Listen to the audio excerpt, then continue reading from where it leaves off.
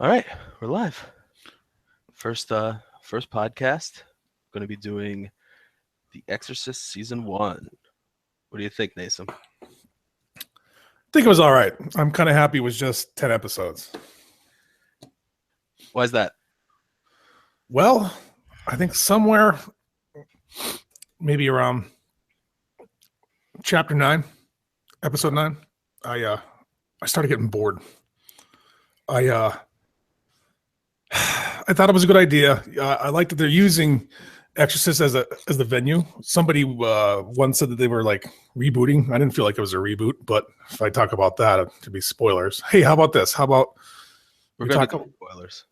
So you want to do like half talking about what we think, and then we'll say spoilers incoming and then just start them? Yes. So if someone's listening, they have the chance to like, oh, I'll shut this off. Absolutely. Yeah, we can't talk about it without spoiling it. So, all right. So let's do a little bit. We'll just talk about the series. Let me ask you a question. What did you think when you found out they were going to make Exorcist into a TV series? Well, in all honesty, I didn't really care much. I like The Exorcist. Obviously, I'm a horror buff, as you know. I don't really think that it's the scariest movie of all time, like everybody says it is. I've seen a lot worse. I mean, I've gone to, the edge and back with these horror movies, but I didn't care. I really didn't care. What happened was I follow Blumhouse.com, and I got their article that was, "Why aren't you watching The Exorcist?" And I read that, and I immediately started. And there were 6 episodes out so far. So I was fired it up on a Sunday, went all 6 episodes, and immediately text my friend and said, I can't wait for this. Like, I can't wait for the next episode to come out. This is fantastic. I thought everything was great about what they did with spoilers, bringing back things back to the 1973 film and maybe where it was at or where it let off. Not to say too much. That was great. I think they needed to do that. I like that it was going to be like, hey, this isn't a reboot. Then we're not going to reboot everything. This isn't before. This is definitely after. We're going to continue a story. I like that. The precedence was set by the original film, and it's not like horror is these days. I mean, in 73, like I remember stories from my aunt saying that she passed out in the theater. Like no one made stuff like that back then. That was groundbreaking stuff for horror. Right. And I don't know. I feel like you and I and all other type of like moviegoers, horror fans, people that appreciate film, whether it be television or in whatever form, let's say that. We become a little desensitized because we've seen so much already. Like, so for my aunt back there in 1973, she was like, oh my God, I'm fainting, I'm passing out. Her brain's telling herself, I can't handle what I'm seeing right now. And like the body's response was to like kind of pass out for a little bit. But would you or I conceivably watch something that we'd like pass out from? I don't think so. Yeah, I believe that for its time, obviously it's out of this world. It's a great movie though. I mean, overall it's a great movie. I won't deny when people say number 1 horror film is The Exorcist. I mean, that's, to each their own, and I think that it's definitely up there. I mean, especially like I said, for its time. But back to the show, what I liked, which was touched on in the Blumhouse article as well, is that this doesn't feel like a Fox show. And I think that's where I felt like I was watching something on a Showtime or an HBO or something like that. I felt that it was a lot better than just being a network show of an ABC or a CBS or an NBC. I just felt like I was watching something more than that. And the acting was great. Gina Davis was great. The girls were great. Ferris Bueller's homie was great. You mean Cameron? That's what you're trying to reference. Yeah.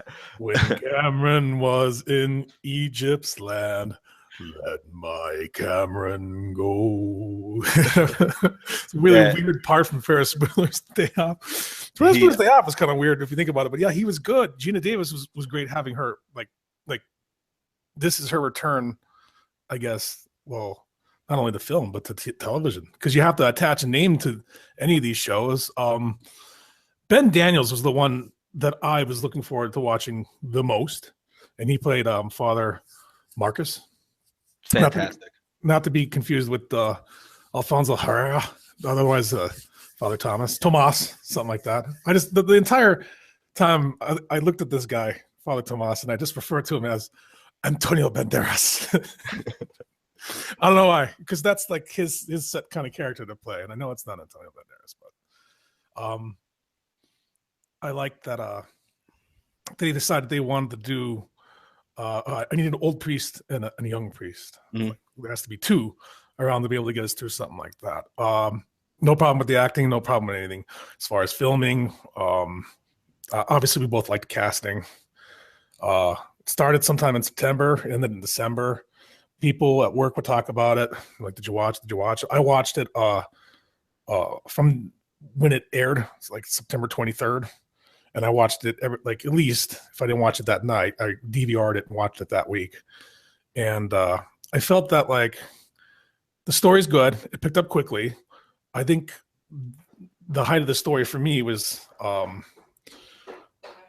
episode 8, The Grief Bearers. And that would be the one where it culminated into, well, I won't go into it now, but it was definitely a culmination of the story.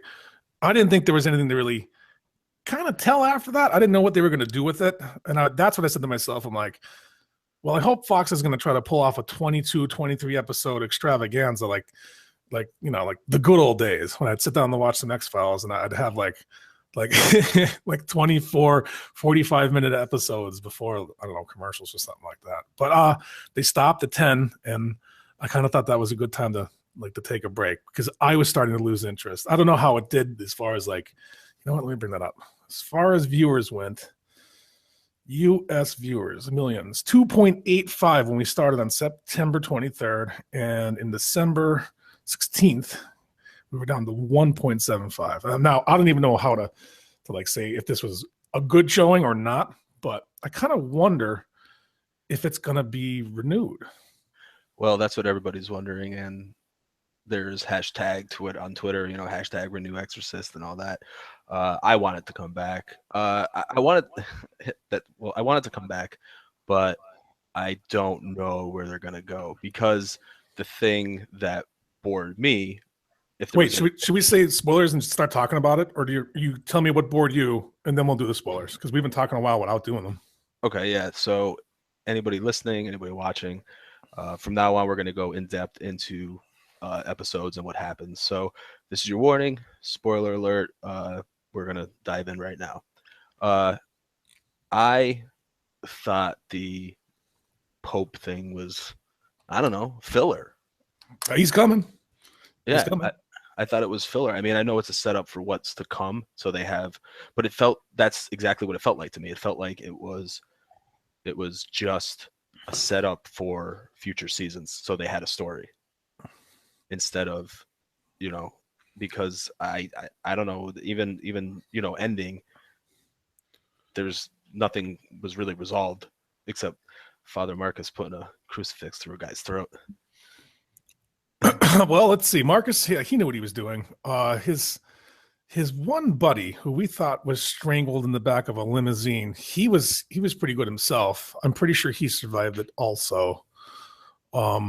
He was besides Marcus, this other guy whose name I don't know, were the only people that were forefronting we're on to something here. Something's going on. We have to move forward in whatever's going to be our own procedural kind of movement and try to uncover things that don't make sense to them, because they're the only people poking and prodding. Everyone else was just basically in their own little cult, if you will. And everyone else was they were drinking the Kool-Aid too. Chapter 8, Grief Bearers. It was the climax where we were going to see the main exorcism. And I was ready for it. It happened. We all knew that was going to be inevitable. It's kind of watching Rogue One and knowing that they're going to get the plans through, or maybe like, which I've never seen, the Titanic, it's going to sink. And after that, I didn't know which direction we were going to go in, because all of these exorcist type movies, they're all kind of in a way, they have like a little bit of a format that's the same, I'd have to say. You'll see somebody in the beginning slowly get tortured, and then by the middle, they're very much so tortured, like more to almost death. And then they'll have to say yes to the force oppressing them, and then that turns into what did they term it in this one? Where integration is what the demon had said. This is integration. This is permanent. Mm-hmm. One of the earlier chapters, I'd have to say the coolest thing that happened, as far as it maybe might have been one of the only things that made me sit up and go, whoa, was Father Marcus had been fighting this demon out in water. And I couldn't quite tell, did he perform a certain type of like a quick baptism, or did he say a certain type of like prayer? And there was like this area effect, like huge kind of like resonance through the water, and like, I don't know, it's just like visually it was really, really cool. I haven't seen another show do something like that to that extent. And then maybe. But what did it do? Because immediately the next episode, nothing happened. It knocked the demon out for like a KO for a little while, or that could have been the demon like oh, I just got like dinged up a bit, and okay, I'm gonna feign being asleep. One of the two, because this demon had the juice. What was the demon's name? Pazuzu or something like that. Pazuzu, yeah. Or Captain Howdy. Captain Howdy. That's right. Yeah. Why don't you talk about the link between the original film and this series? Well, when you watch the show, you will have a big around episode 6, right?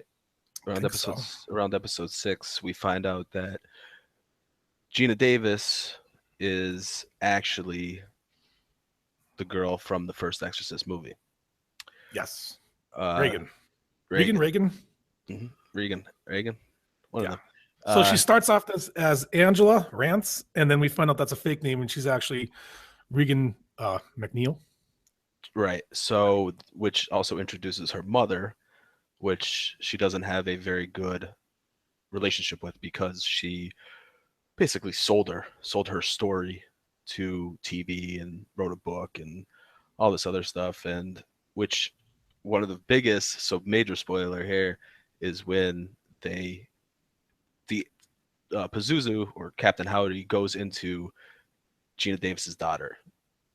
And which daughter was that? Casey. And it possesses her. And in order to get rid of that, around episode 8, like you said, is when 7 or 8 is when Regan comes and says, "Take me." So what she's doing is giving the demon full access to her, which means once this demon enters her, there's no coming back. There's no anything any exorcist can do, or anything anybody can do to get that out of her. So when that episode ends is when we have no clue. We think everything's good, everything's going great, demon's been exorcised, back to hell, wherever it came from, great. And Gina Davis, as Angela, turns around to her mother and snaps her neck, and you know that Pazuzu is now inside Regan once again. And I thought that was great. My favorite scene. That's what he always wanted, right, Captain Howdy? Yeah, he wanted back from the time he got thrown out a long time ago. Mm-hmm. And my favorite scene is when it's happening to Casey. It's I'm not sure, maybe like episode 3 or 4. Casey on the train. That is my favorite scene. I thought it was fantastic when. Oh, it was good. Because that's what I was noticing in this show, is that these subtle things that just make me smile as a horror fan. The fact that Pazuzu was, nice in a tailored suit, looking all crisp and clean, and then as he started taking over Casey, he got more ragged, and his teeth were black, and his suit is now torn apart. And when on that subway train, she basically accepts him, and there's like a weird makeout scene, but it's I don't know, it was really cool. I really like that. And then obviously she goes nuts and tears up some dude, which deserved it. But Did he deserve it though? Did he? that was my favorite scene. I love that scene. I thought it was fantastic. But you know, the back to your original question, the link between the two is it was great, you know, because that was my oh shit moment when they revealed who Angela really is. It was my oh shit moment to where I said, that's it. I think that was episode like 6, and I didn't have any more episodes after that. And I text my buddy, and I was like, oh, so you gotta wait. Yeah, I'm like, I got to see the rest. I have to see the rest. Like, this is fantastic. And I didn't think there was any lull. I think I was texting my buddies that had already seen it that were ahead of me, and I was like, this every single episode. I thought this was fantastic. I'm curious to why you thought it was slow. I think I was okay moving forward with it as I was watching it per episode. And then somewhere around that episode 8, where I'm like, okay, well, they did everything they wanted to do. They had a really cool reveal and a link, and then they had this culmination over here. And this is pretty much what would be, as far as the story is going to be for the 8th episode, a climax. And I'm like, well, where else are we going to go? We're gonna find out this or that, or we'll find maybe the Pope will actually show up because he's been coming the whole time. He's coming. And I was at 9 and 10. I'm just like, I think I was by myself on this one. And I'm like, I'm ready for this series to end. And someone would look at me and say, why? I'm like, I don't know. Like I get it. Like, this is good, but I wasn't dying to see the next episode. And after we learned that the demon's only purpose was to play this longer kind of a game to get back to Regan, was a really nice move. Let me think. Besides that scene I told you about that I absolutely loved in the water, something else happened. So there was a whole other type of cult that were already, I guess, gathering organs so it can be used in summonings. Mm-hmm. And I guess they were already moving forward with their plan to, from what I was able to tell, assassinate the Pope. And they had all the key players that they needed around themselves. And there was only 2 people that could ever try to even start to figure out what was going to happen. Like, what are these people doing? Why are they here? Like, these people are calling a lot of shots. Why is this? Why is that? I think Captain Howdy showed up, and the ones, because a lot of them were already possessed. The ones that were there realized who he was. And they were like, whoa, what are you doing here? Like, someone brought in the big guns.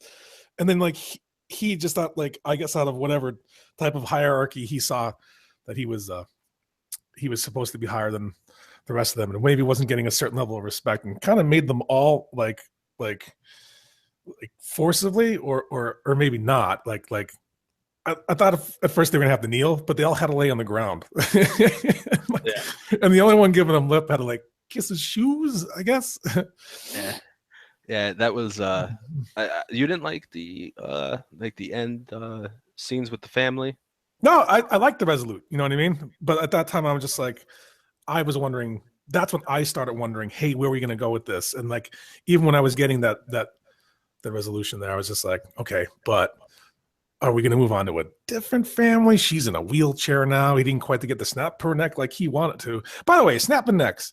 If he turned her head all the way around in 1973's film, how is she still around? I mean, I don't know, because she clearly stops it from happening to Casey.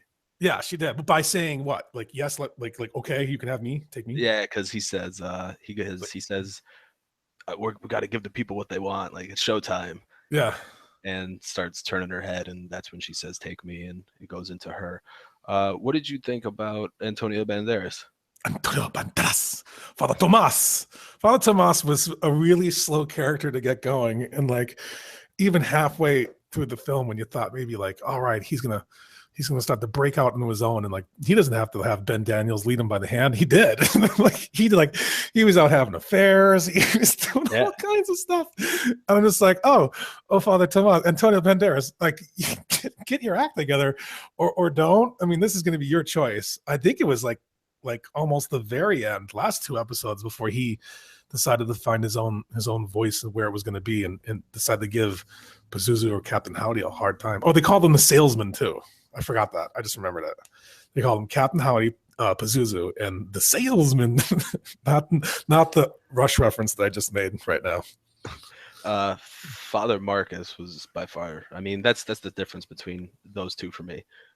Tomas was, the slow character, which you end up, really rooting for the end, but for 10 episodes straight, you're rooting for Father Marcus. This is the guy that's a priest, and he's a badass, and he's drinking beer and just exercising. I mean, this might be the preacher that I wanted instead of Preacher. Oh, why? What happened with Preacher? No, Preacher I never finished, but that's another podcast. I will finish that. But finish that. Yeah. So, what do you want next to season 2? I'll watch a season 2, sure. But what are we gonna do? Are we going for someone else? Is there another attempt going to be on like the Pope's life? They said that family's done. Because the way they showed them on like that, like I don't know. Do you want to call it like an iconic kind of shot or scene of them on the porch, and it reveals that she's in a wheelchair? I guess at least paralyzed from like the waist down or something like that. Right. It seems that like if he was banished truly either back to hell or like extinguished completely, something else would have to happen somewhere else. But you'd probably follow like Father Marcus and Father Tomas again, right? Yeah. And you're not going to be following any of the Rances or the MacNeils. Yeah. So besides Father Marcus, which is obviously probably, my favorite character of it, is Henry, the husband. That acting in the beginning, I thought was outstanding. I thought his character, as you know, a scaffold fell on his head before we first meet the character, and gave him, what would you call it? Like a I'd call it traumatic brain injury, like TBI. And whatever that had done had left him with certain types of like, I don't want to call them after effects, but he wasn't at the capacity, I guess, that he used to be. Right. But hey, did you notice that also kind of gave him a little bit of the sight, like he can hear and see things he wasn't supposed to be figuring out. Like he was on a different. Sometimes he can tune into a bandwidth and figure out what was. Maybe if he didn't even actually know what was happening, something was going on there, and he was closer to it than any other quote unquote normal person would be. Right.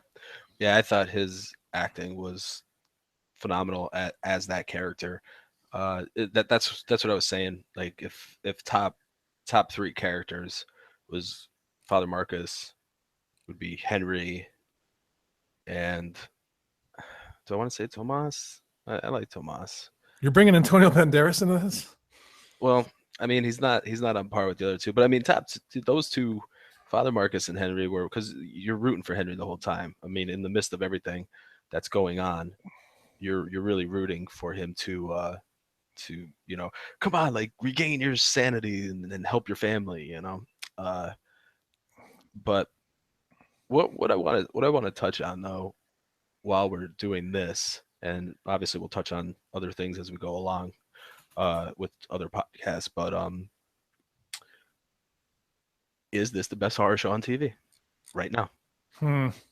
Versus who? I guess. Well, I will give you a big versus. Something that you might not have watched, but should definitely be discussed. Channel Zero, Candle Cove. That's it's neck and neck for me. That, I mean, okay, let's start off. And once again, this was touched in the Blumhouse article, which got me thinking about it. Okay. I'm a on again, off again fan of Walking Dead, just like everybody else. I think it stinks. I have not watched it, and here's the problem with that: is that Walking Dead is my favorite, or the Walking Dead story right now with Negan is my favorite in the comic by far. I mean, I had butterflies in my stomach reading this. I was like, please don't go after this dude. He's gonna kill. So anyway, I haven't watched one episode besides the season premiere, and I don't care to. Okay. Uh, Number two, American Horror Story. American Horror Story is 3, 4, 5 maybe episodes of okay, this is cool, and then it's just like, oh, there's 14 plots, which I don't care about 12. Like, like Asylum with aliens and everything else. This The Exorcist had the family, and it had the Pope with the Pope coming. That was it. Like there was little side stories that maybe were like 15 minutes in an episode, like the affair, that showed up every once in a while, or like when Father Marcus went to like get his exorcist powers and fuel them with taking on other exorcisms as well.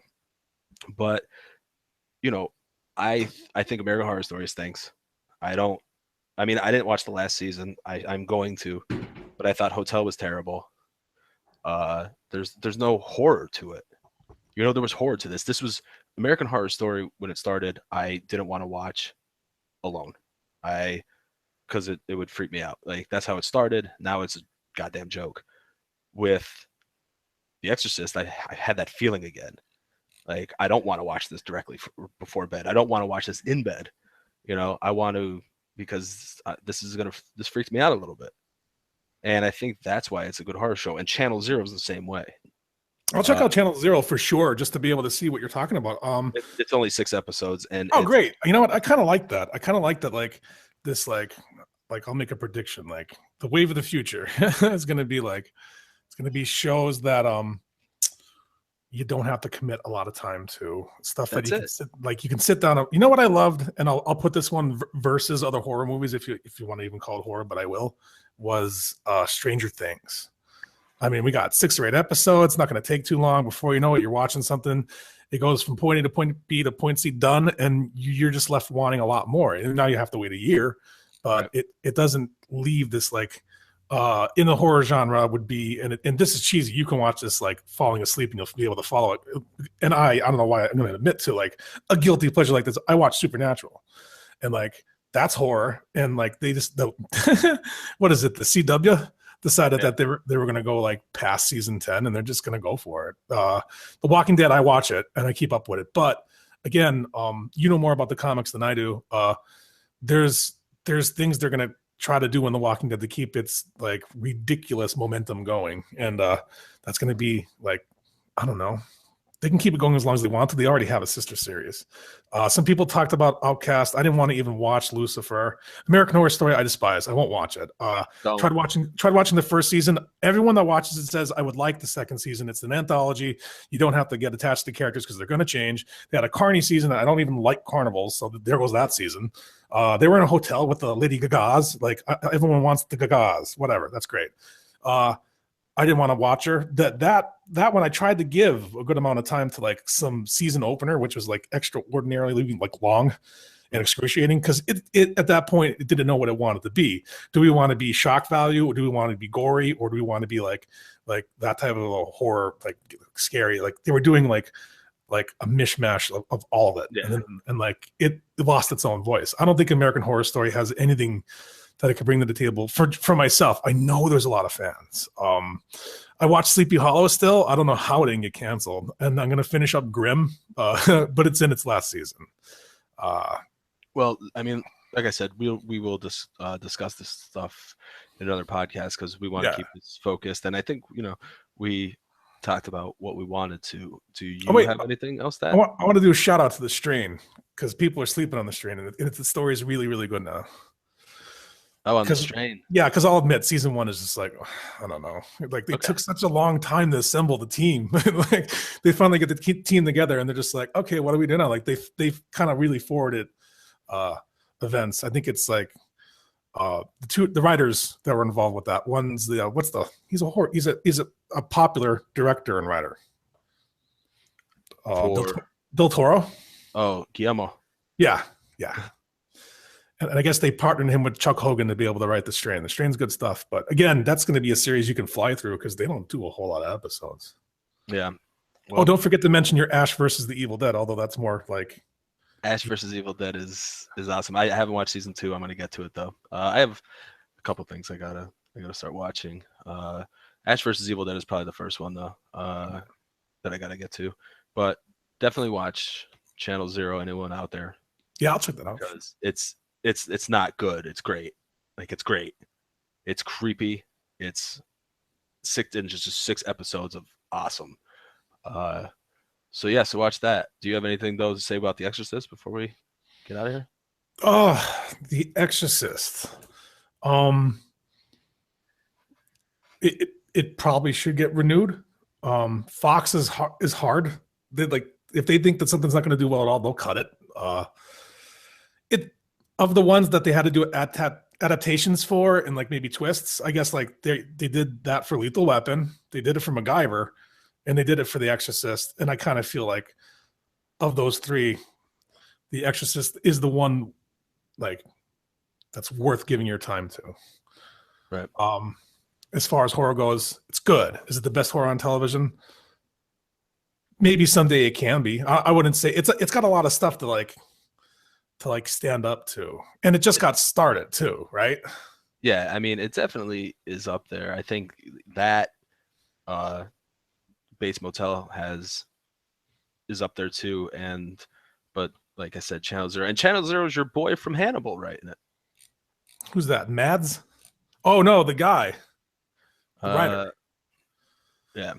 When Hannibal was canceled, I was just like, "Oh no!" I knew it wasn't doing well, and I prayed that it'd be picked up by like Prime or Amazon or whatever that is Prime.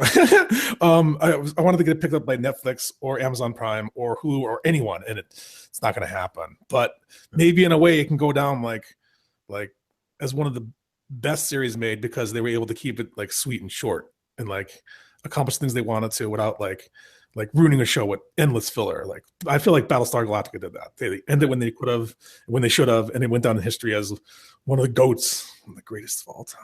Right. So I also agree. I think that it should definitely be renewed. I definitely think it should come out and just to see at least one more to see where we're gonna go and see what this big thing is coming with all these people getting possessed and all that. So I would like to see it. I would like to see at least one more just to see where we can go with it. But other than that, that's all I got. I think that's enough for now. Yeah, that's pretty good. Sweet. First podcast in the book. All right, that's done. What's next? Well, we'll be obviously doing more of these, so tune into this channel right here. We do have I have some links down below to if you wanted to look at any of the Exorcist stuff. I'll also have the Blumhouse article in there that got me turned on to the show. But other than that, we'll be back next time with hey, wait, before we go. Yeah.